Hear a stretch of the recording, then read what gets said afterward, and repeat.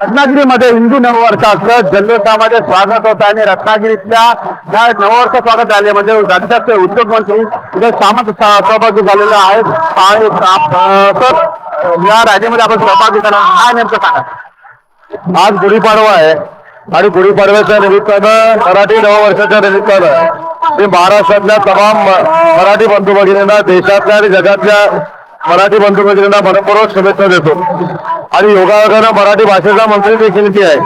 मराठी भाषा साता समुद्रापलीकडे गेली पाहिजे आणि म्हणून जगात पहिल्यांदा मातृभाषेचं म्हणजे मराठी भाषेचं छत्रपती शिवाजी महाराजांच्या नावानं भाषा वैश्विक केंद्र आम्ही लंडनला करण्याचा निर्णय घेतलेला आहे। नवा राष्ट्रीय संकल्प काय असेल? जे राष्ट्रीय संकल्प केले होते ते मतदारांच्या आशीर्वादाने पूर्ण झाले। आता 3.5 वर्षानंतरचे आहे।